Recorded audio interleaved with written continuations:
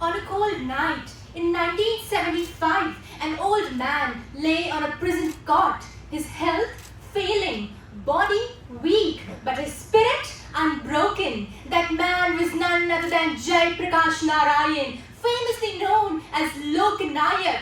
Arrested during emergency, not because he committed a crime, but because he dared to ask the simple question: can power be greater than people? Respected judges, esteemed dignitaries, and my dear friends, today I stand here, I, Saanj Ghuge from Government College of Arts and Science, Chhatrapati Sambhajinagar, stand before you to speak on the topic 50 years of emergency, lessons to Indian democracy. But before I begin, let me ask you all a simple question. Kindly think and reflect. Was emergency at that time the need of the hour? Or was it simply misuse of power?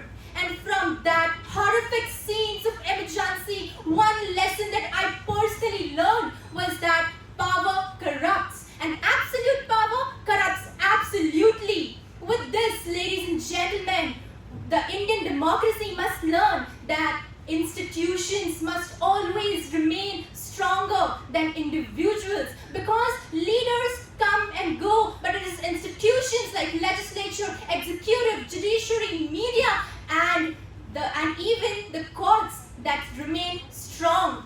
My dear friends, the second lesson that Indian democracy must learn is that of dissent. Even the history is evident that dissent is not anti-national. It is but the very heartbeat of democracy. And the third lesson that Indian democracy must learn is that of citizen vigilance. My dear friends, democracy is not only protected into parliament, but it is protected into classrooms, into newspapers, and through conversations among the ordinary people.